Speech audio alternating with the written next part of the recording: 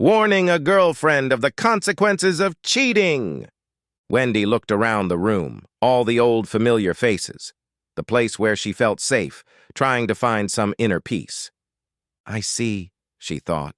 Today was a crucial day. Improve the world, everyone's world, just for one little day. It's my memory day. She shuddered, but pulled herself together. Suddenly, she felt the weight of two tiny steel balls in her hand. Machinally, with a familiar ease, she began to move them around each other in the palm of her hand. Just as she was concentrating on the smooth rotation of the balls, her friend Pam entered the room, bustling about as she always did. Wendy looked her in the eye and beckoned her over to her. Pamela finished what she was doing and walked over, smiling warmly.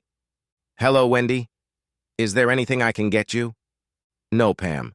Today is the day I'm going to do something for you. I need about a half hour of your time, unrelated to work, somewhere quiet. Can we do that?" "Sure, Wendy. But not today. There's a staff meeting later, when I usually take a break. How about tomorrow?"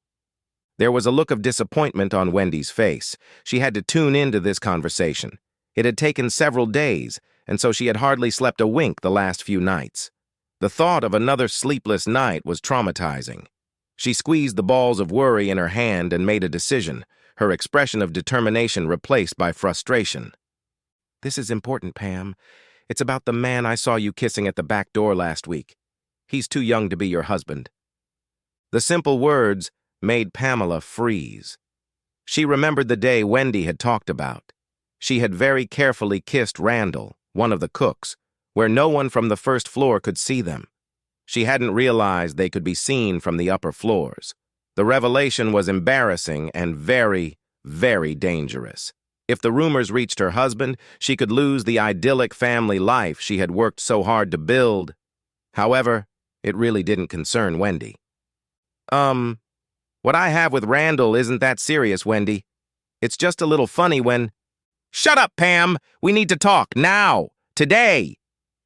Shocked by Wendy's demanding tone, Pamela looked at her friend as if seeing her for the first time. She had to fight the reflex to tell Wendy to back off and mind her own business. In Wendy's hand, the balls clattered loudly against each other. With an expression of extreme distress, Wendy spoke again. "Please, Pam, you need to hear what you're risking. You owe it to yourself to hear my story." Bullshit, Pam thought. Rather, you need to tell me your story. Set yourself free. Regardless, she decided to reassure herself. "Okay, Wendy. Let's go to the tanning salon. It should be quiet this time of day. I'll just finish up a few things, and then I'll meet you there in about 10 minutes. Is that okay?"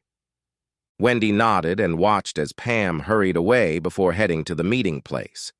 Pamela found Wendy there at the appointed time, with grinding stress balls and a look of strain on her face. Pam was annoyed.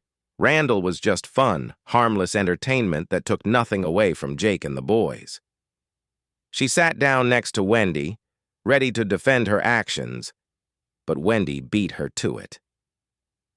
"I don't want to know if you slept with that guy. It doesn't matter. I can only imagine the bullshit rationalizations you've instilled in yourself, probably similar to the ones I've indoctrinated myself with." This remark was so out of character for Wendy that Pam fell silent in shock. I cheated on my husband, and it cost me everything." Pamela watched as Wendy's eyes clouded over and became unfocused. Wendy's right hand furiously and automatically ground up the balls of worry. As a nurse, Pam knew the balls were a distraction, probably recommended by a counselor or psychiatrist. She didn't really want to listen to what Wendy was saying. It hardly had anything to do with her. She had been very careful with Randall, and besides, they hadn't gotten to the end. If they did, and that was a big if, what bad things could happen? She'd have to soothe a few ruffled ego feathers. Maybe eat some bitter pie for a while. She couldn't let her husband divorce her. He would never risk losing access to his children. But what was wrong with listening to Wendy? Clearly, she needed to pour out her soul. Pam waited patiently. "I don't make a big deal of it, but I used to be a doctor." "Yeah, No, I'm getting ahead of myself. Let me start at the beginning. I met my future husband right after I finished my internship after medical school. I wanted to stay in the big city, so the only job I could get was in the trauma department of the city department.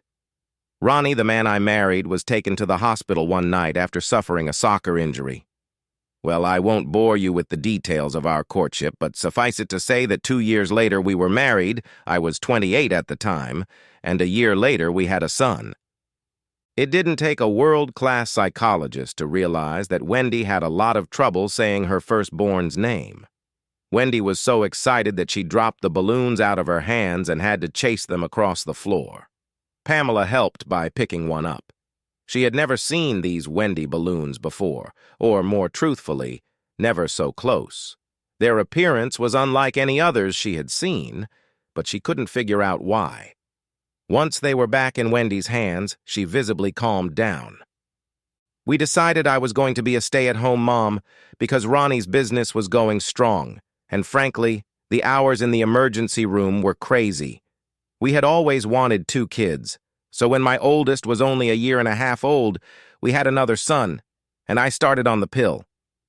Again, the children's names were conspicuously absent from the monologue. I stayed home until our youngest was 5 and going to school, and then someone remarked that if I didn't return to practice soon, I would lose my registration. So, for me, it was back to the ER. Ronnie was very supportive, and luckily his business was doing so well that he was able to change his hours so he could be there when the boys came home from school. We also hired a babysitter for times when he just couldn't be there, and to help with meal preparation. Ronnie was an orphan, and both of my parents had died by then. Around the same time, we lost some doctors from the hospital, and things got even harder. I was exhausted all the time. It was awful. Wendy fell silent, looking distraught, and Pamela realized that they had come to the part of the story that bothered her conscience greatly. She waited. I don't know why it started, and I won't litter your brain with listing all the excuses I gave myself. I realized they were bullshit after it all happened. At this point, Wendy bowed her head, but not before Pamela noticed tears streaming, not just dripping, from Wendy's eyes. Pam was uncomfortable to see such intense pain. She wondered how Wendy had been able to survive such deep unhappiness. How could the pain still be so strong and sharp? Pam wanted to hug her friend, but it was against the rules. She waited. Finally, Wendy continued in a very quiet voice. Pam had to lean over to hear her properly. He was a new trainee in the emergency room, and I was assigned as his mentor, my lover. Another long pause. More tears. More grinding stress balls. Pam furtively glanced at her watch, alarmed at how long this would take. Concerned about what would happen if she interfered, she opted to keep quiet and wait. At first, we only did it in the hospital, a quick one to relieve the stress of every few days. But then, foolishly, I started going to his house after our shift was over. It was easy to hide it from my family. My hours were so erratic. Ronnie didn't suspect a thing. I was a fool, Pam, just like you and your toy boy Cook. I guess I was addicted to sex. I could do anything I was afraid to ask my husband to do with my lover. Good girls just don't do some of the things we did. She stopped and shook her head, turning her haggard gaze to Pam. Pam tensed, trying to suppress a shiver. She wanted to look away. Wendy's gaze was too intense, too agonizing. Tension wrinkled in the corners of her eyes, her lips pressed together in pain. This was too much. She didn't want to know anything more about Wendy's story. Every sentence now made her feel like she was intruding on something too personal. And the worst was ahead. Pam could feel it. Yeah, I got pregnant again. I don't know how it happened. It just happened, I guess. Wendy was already sobbing. Pam just couldn't contain her thoughts. Was it your lover's baby? Wendy, too busy crying to answer verbally, just shook her head, splashing tears onto Pam's hand. Wendy finally pulled herself together. I was terrified. And he tried to get me to have an abortion, of course, but if there was even one chance in a million that it was Ronnie's baby, I couldn't. I just couldn't. It drove a wedge between my lover and me, and I broke up with him. Yeah, I never found out who her father was. I still had sex with my husband from time to time. It might as well have been his child. This time the pregnancy was different. My first two had been trouble-free, but this time in the 6th month I was hospitalized. The placenta had detached from the uterine wall and was preventing the baby from getting oxygen and nutrients. It wasn't growing, so I had to have complete bed rest until it was safe to induce labor. Poor Ronnie, with the help of a nanny, had to do everything for our sons. They were scared and excited, so he had to cut back on his work hours to be with them more. It was such a stressful time for all of us. The boys wanted to climb on me when they visited and clung to me when they had to leave. The only positive thing about the whole situation was that it strengthened the already strong bond between Ronnie and the boys. We had to tell them over and over again to be careful with Mommy because the baby in Mommy's belly was sick. She was special. They really took it to heart. When she was finally born, they didn't want to let anyone near her. She was an angel, a really good baby. I think she knew how much she was loved from the moment she was born. She immediately became the apple of my eye to me and Ronnie, and her brothers considered themselves her little protectors, her knights. She went into me. There was no outward sign that she belonged to Ronnie or my lover, nor did I want to know. As far as I could tell, she belonged to Ronnie. He had no idea, of course, that he might not have been the father. Wendy stopped again and stared into infinity. Pam had known Wendy for 5 years, and this was the first time she had heard that she had a husband, 2 sons, and a daughter. As far as she knew, she was the only person Wendy was close to.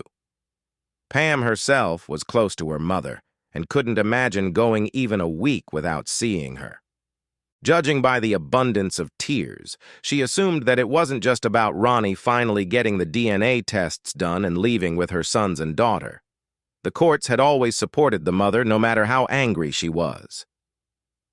Pam made an educated guess that it must have happened when Wendy was in her 30s. Something very strong had to have happened to still feel such pain and remorse, and she knew she had to proceed with caution. She didn't want to add to Wendy's pain, but at the same time, Pamela had to get back to work. So how did Ronnie find out about this, Wendy?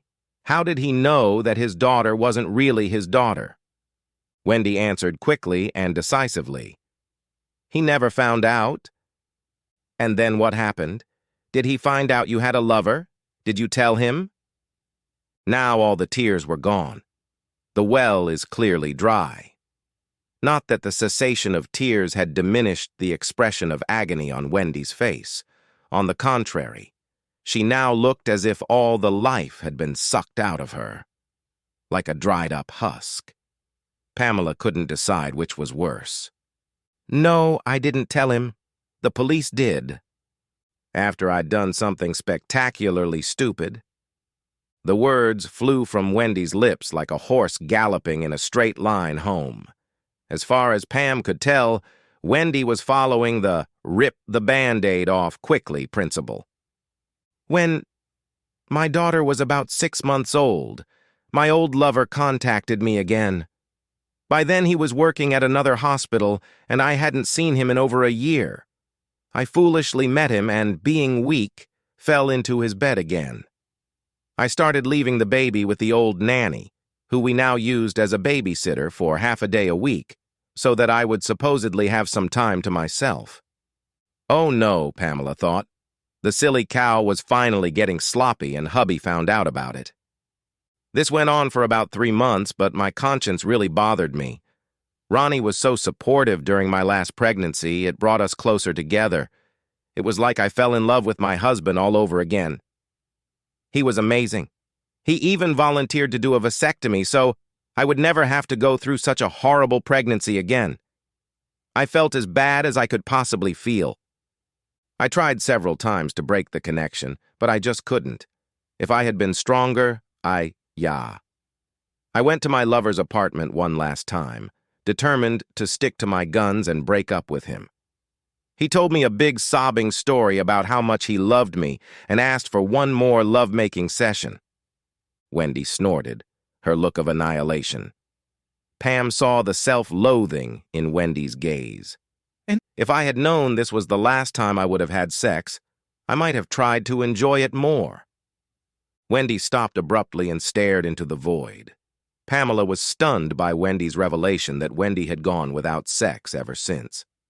Pam herself had once suspended her husband for 3 weeks when she was angry at something he had done, but in the end it was she who had gone back to bed with him, not Jake who had pursued her. The next sequence of events happened so quickly that Pamela saw them as if in a blur.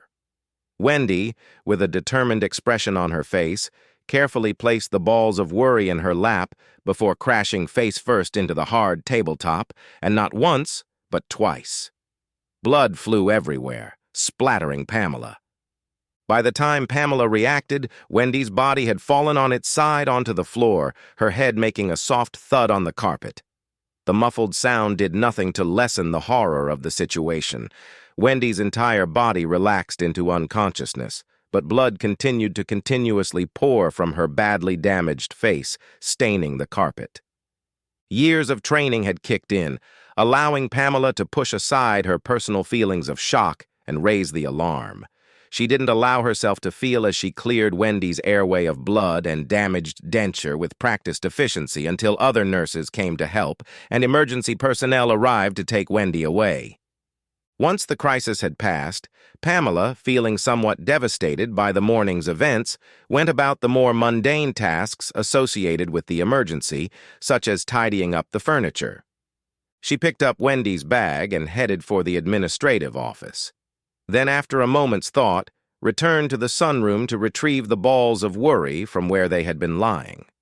As she studied them, checking for blood splatters, she suddenly realized what was odd about them.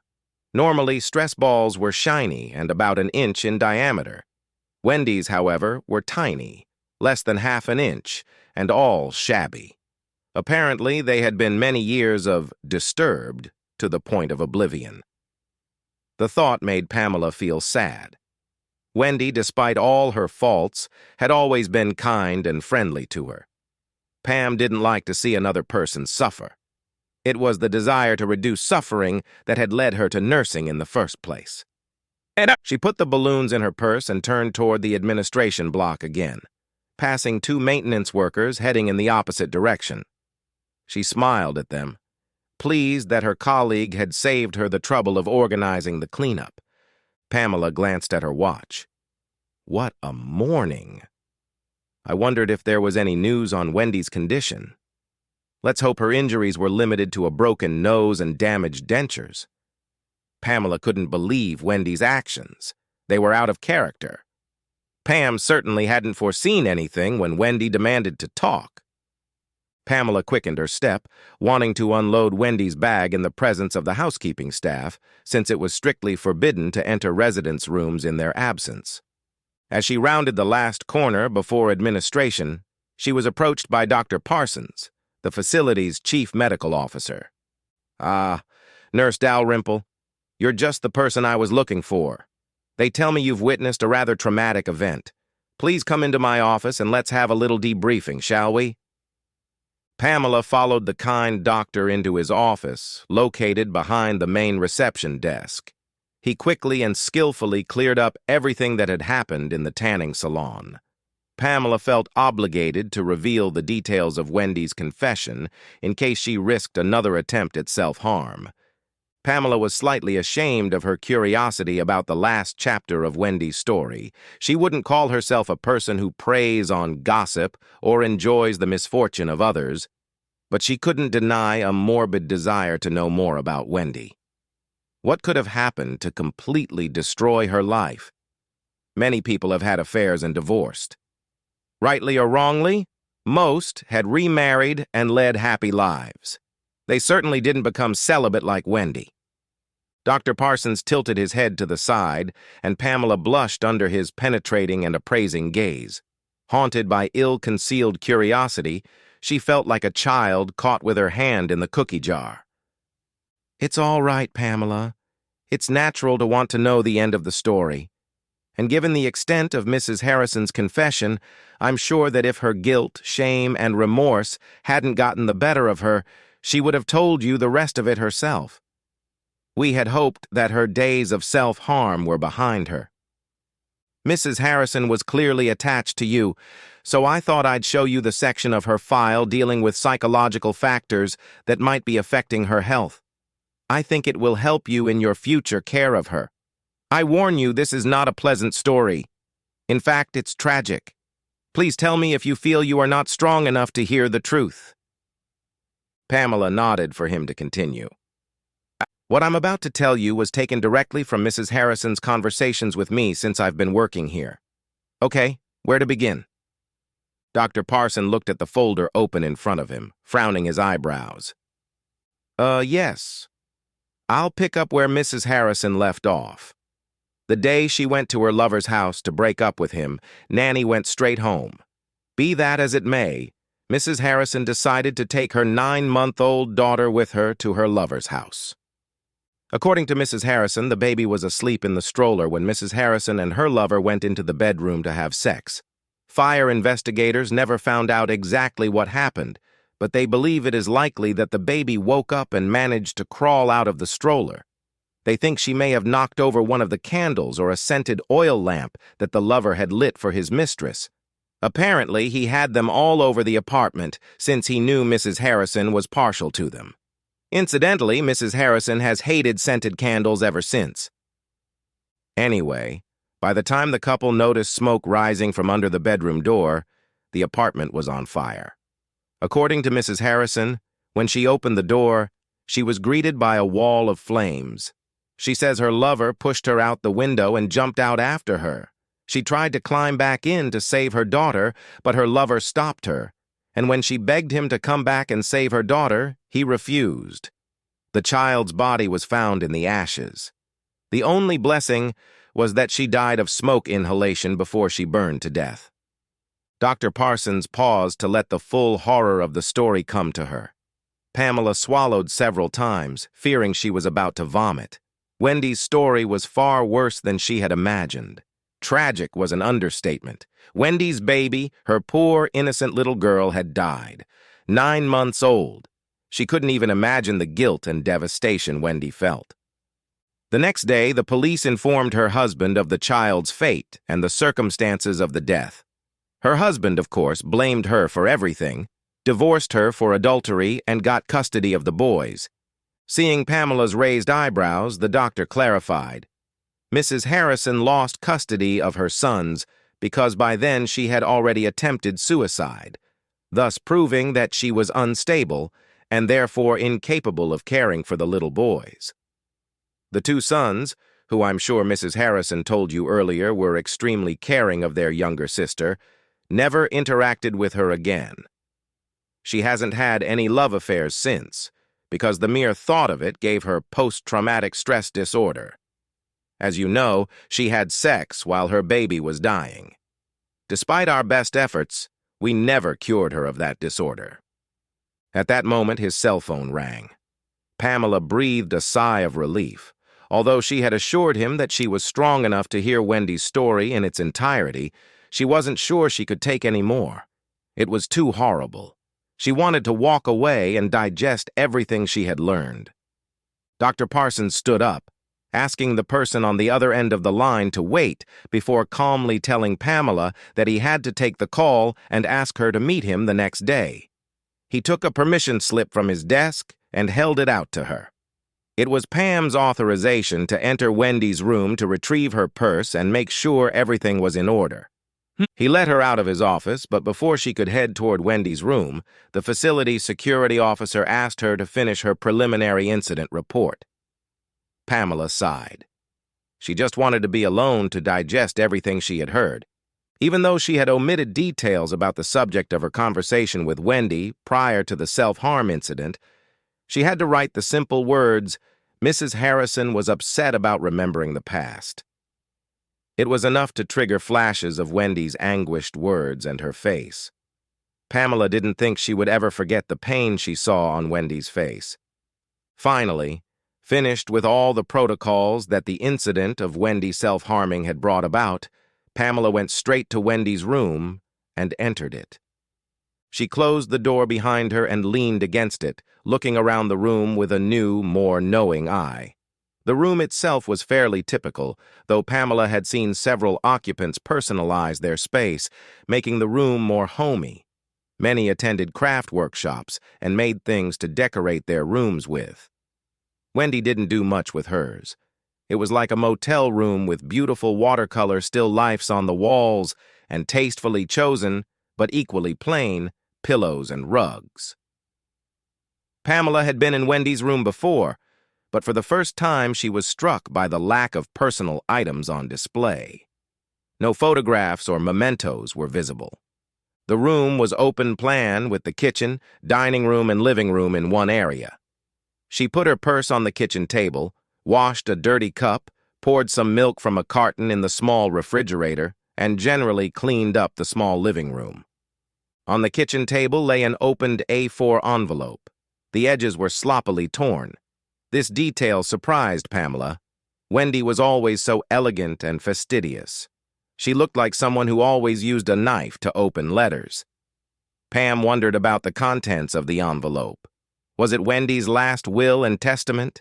Any legal documents? Pamela's curiosity was piqued, but she suppressed the temptation to look inside. After tidying up the living room, Pamela opened the door to the bedroom. It was the first time she had ever been in Wendy's bedroom. Wendy usually kept the door closed. It was a spacious room, and the bed was neatly made, but it was the walls that caught Pamela's attention. On each wall hung pictures in plain black frames of various sizes. Pamela wondered why Wendy hadn't put them up in the living room. Upon closer inspection, Pamela realized that they were arranged chronologically, starting on the right side of the bed. The first one was a black and white photograph of a radiant young woman in a wedding dress standing next to a tall, handsome man. Their hands entwined, they were standing in front of a car with tins and boots tied behind them. Wendy looked lovely, Pamela thought, with her delicate facial features and large eyes, the epitome of a radiant bride. The next set of pictures were obviously school pictures of two smiling boys in uniforms, hats, and ties. Pamela smiled at their gap-toothed grins. In the younger one, she saw a bit of Wendy, and in the older one, she saw the man from the wedding photo. They were obviously Wendy's sons. Pamela wondered what their names were.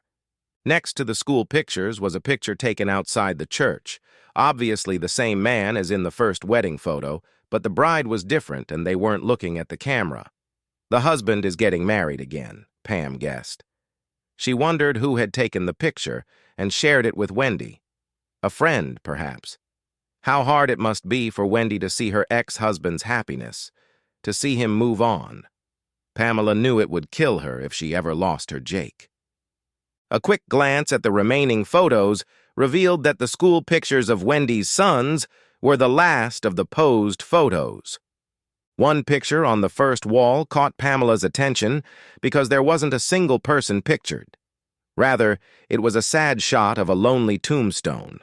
The headstone was quite impressive, made of black granite, with a beautiful carving of an angel and flowers along one side of the front. Pamela stepped closer to read the inscription. Sophie Harrison. So that was the name of Wendy's daughter. Pamela's heart clenched slightly at the sight of the inscription. Go softly. An angel is buried here. She heard Wendy's voice again, describing her little girl as an angel, and felt Wendy's pain of loss again. Swallowing the lump in her throat, Pamela moved on to the next two pictures. They were taken from a distance. Apparently they were enlarged shots of the two boys. Wendy's sons. Just to the right were two more wedding pictures taken near two churches with two different brides and grooms. Wendy's sons again, Pamela thought. Pamela turned to the next wall. There were two collections there that depicted different children. Pamela couldn't hold back a smile. The pictures depicted children in action. There were smiling, sweaty faces running on slender legs across a soccer field, cute little ballerinas and determined faces, a bat ready to knock a ball out of the park. Wendy's grandchildren were sweet and wonderful. They made Pamela think of her two boys. They, too, loved soccer and baseball. Yet, collectively, in the back of their minds, the pictures told a horrible story of isolation. In none of the photos did the child look into the camera that captured this moment in their lives. In none of the photos did the child smile directly into the camera to the person taking the picture. This had the effect of excluding the viewer from the captured scene. Pamela continued her slow journey around the room. Each series of photographs showed both landmarks and family outings. After completing her rounds of the room, Pamela moved to the center and slowly turned around. Her eyes swept over all the pictures and the horror they spoke of. A wave of despair swept over her. No wonder Wendy always had a sad look on her face. No wonder even her smiles looked sad. Obeying her intuition, Pamela went back into the living room and picked up an A4 envelope. She shook it slightly and 2 sheets slipped out onto the tabletop. On one sheet was another photograph. Pamela picked it up. It showed a small child, probably about 1.5 years old, Pamela decided. He was cute with his blonde curls and wide smile. Pamela could almost hear his laughter as the smiling old man pushed him on the swing while the older lady stood next to the man and laughed. The man may have been older and grayer, his shoulders not as broad and straight, but you could recognize Ronnie Harrison, Wendy's husband, in him. The other sheet, with the header of a private detective company, was simply a report. Dear Mrs. Harrison, please find enclosed a picture of your last great-grandson as you requested. We believe they have named him Joshua. The man rocking him on the swing has been identified as Ronald Harrison. The woman, Jennifer Harrison. Please contact us again if we can be of further assistance. Pamela picked up the photograph again. She knew exactly what she had to do with it. She rummaged through Wendy's drawers and found some pins. She ceremoniously walked into the bedroom with the picture and pinned it above the bed. The only space left if she wanted to keep track of the sequence of photos of her husband, children, grandchildren, and great-grandchildren. It wasn't framed like the others, but something told Pamela it was important to add it to Wendy's collection. She looked around the room again. It was all so terribly tragic. Each photograph testified to a life lived remotely by a woman who had never seen her descendants in the flesh, only through the lens of a private investigator. Wendy had paid a heavy price for her poor choices, her selfishness and stupidity. Pamela knew she should leave, but for some reason, she couldn't bring herself to do so. Feeling drawn in, she walked over to the first picture, which was of Wendy and Ronnie's wedding. She studied Wendy's face. Wendy looked so happy, radiant, smiling at Ronnie. Her face glowed with love.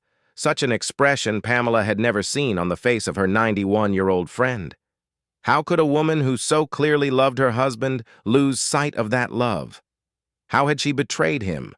Something, a realization, a truth, burst out of its cage in Pamela's mind. This room could belong to her. This future could belong to her. This could be her life. Old and alone, living in a nursing home. No visitors, no one to love her. A life lived through someone else's camera lens. Wendy was right after all. Pamela really needed to hear Wendy's story.